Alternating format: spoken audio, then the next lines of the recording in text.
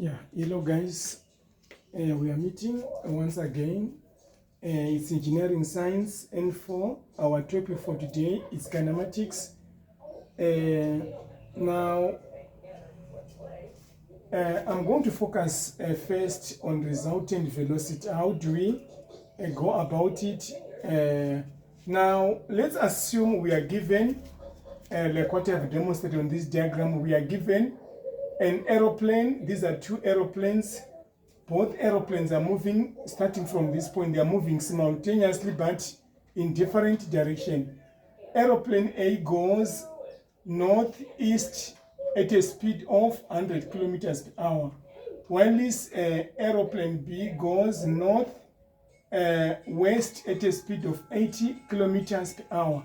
Now the question now says to you, find the resultant velocity of the two aeroplanes. Now step number one,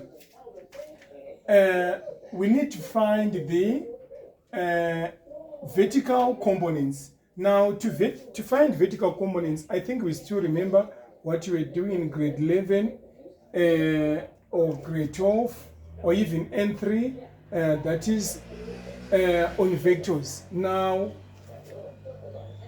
if we look at these 2 points here, these two aeroplanes, they are both going way upwards. So when you are resolving them vertically or towards the y-axis, it is like A, it is moving towards to the north. B goes to the north as well, because the two are moving towards the same direction. So it's like both these two, they meet at a convergence here, they go to the same direction. So we have 100 sine 45. If you punch our calculator, we are getting 70.71 kilometers per hour to the north. You go for B, which is 80 kilometers sine 45. It gives us this when you punch your calculator to the north. Now, when you look for the sum of the vertical component, you simply add A and a B because the two are going in the same direction. But if they were going opposite direction, we're going to say to subtract. But because objects which are going same direction, we add them. And then let's go to our horizontal component. Now, when you resolve components into horizontal component, if you look at A, for example, can you see that A is cutting between north and the east? But for horizontal, it is like A is moving towards the x-axis, going to the east. So we have 100 cos 45 degrees. We are using 45 because the question says B goes to the northwest. So northwest is between our 90 angle degree or our right angle. So which becomes, if you cut 90 degrees into half, this is 45, this is 45. So we are going to be saying now 100 cos 45 degrees. We are going to get 70.71 to the east, because this way our east was going. And then for B, we are going to say 80 cos 45 because B is going towards to the west when we are resolving it to the horizontal component, which we are getting minus 56.567 to the west. And then we get some of our horizontal components. It's 70.71 plus minus 56.567, we get this one. We get 14.143 kilometers per hour to the east. So that's how we get our sum of our horizontal component. But don't forget one thing which is very important. Direction is very important when you're dealing with vectors. Very critical. Once you mess up or you miss on your direction, it will give you a serious struggle to come up with a correct answer. So you must remember, if you look here, when you're resolving horizontal these ones into horizontal components, 100 is going to the east, but 80 is going to the west. So the two basically are going opposite direction. Therefore, sum of the two, it becomes the difference of the two. That's why I subtracted here to get this one. And then we look for our resultant which is the resultant, equals to sum of our vertical component squared plus sum of our horizontal, and then we substitute. We are getting 128.06 kilometers per hour. You must always remember, when you talk about resultant velocity, it's a vector quantity. Therefore, it has magnitude and direction. This becomes our resultant, which is our magnitude. So it must be accompanied by the direction. So direction, theta equals to arctan of sum of our vertical divided by sum of our horizontal. Sum of our vertical, we got it as this, and the sum of our horizontal, we got it as 14.143. We get our answer because here I said sum of vertical. Therefore, direction is east, 83.7 degrees north. But if you had said arctan of sum of horizontal divided by sum of vertical, you are going to get 6.3 degrees, which becomes north, 6.3 east. So whether you resolve it this way or this way is still one and the same thing. Now, let's go to question number 2. Now, on question number 2, I was also trying to illustrate the same point. We are given a light aircraft L departs at OR Tambo Airport in a northerly direction. Another aeroplane M departs simultaneously from Rand Airport at a speed of 600 kilometers per hour in a direction south 30 degrees west. Calculate the resultant velocity of the two aeroplanes. Now, here I highlighted something which is very important. When I deal with the vectors, the simplest way and the easiest way to deal with the vectors, always try to use the angles that are inclined to the horizontal.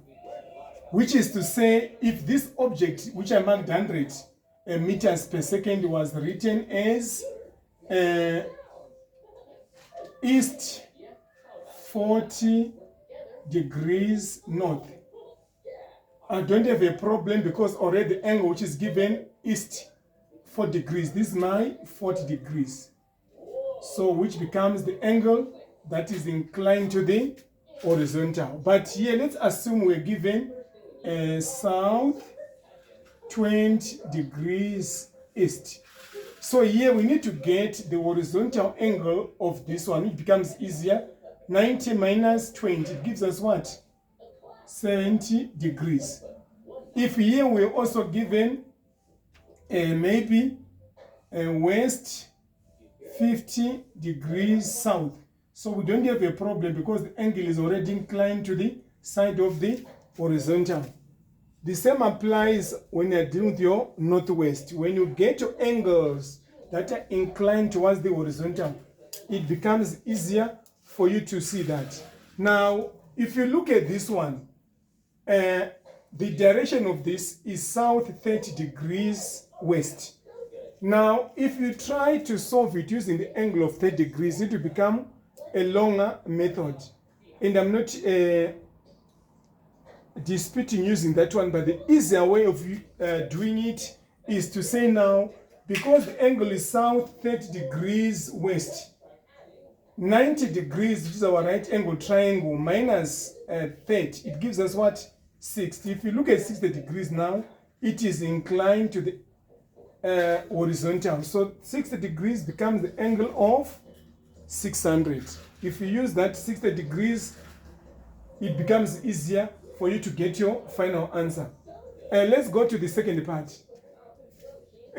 How do we get our sum of our vertical component? This is a very easy question. Can you see?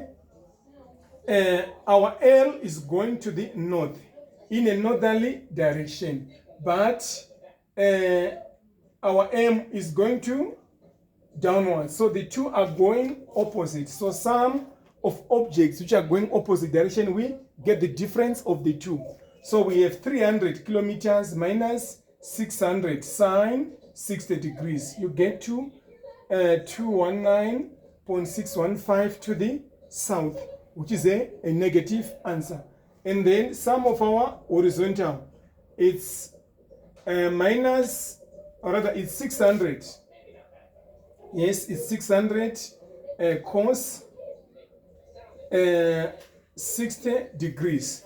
You can see that our 600 is going towards the left, and our left from a Cartesian plane, it is to the negative sign. So we have 600 cos 60 degrees. We get minus 300 kilometers per hour to the west.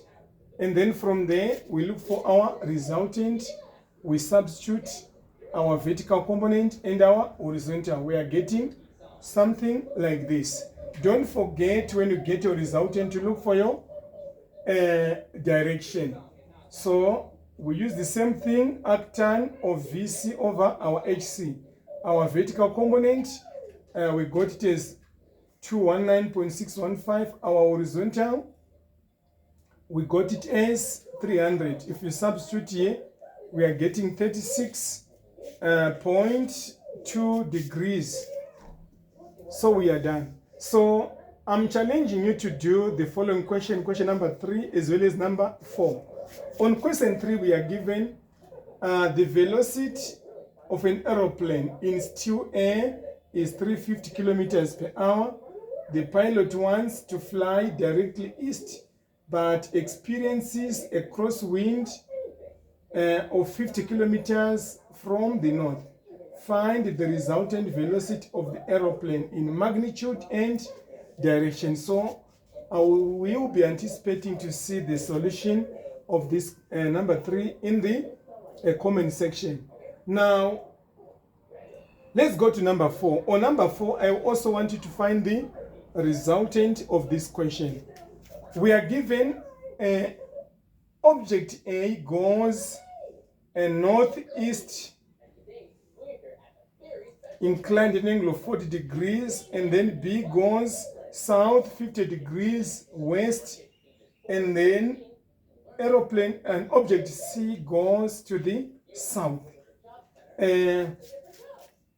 Now, the speed of A, we can say it's 100 kilometers per hour, and then the speed of B, we can say is 20 kilometers per hour. And then the speed for C, we can say it's 55 kilometers per hour. So we'll meet on the comment section. I want to see the answers of the two. And now when we meet again, I'm going to be dealing with kinematics, but I'll try to deal with relative velocity. Sharp guys.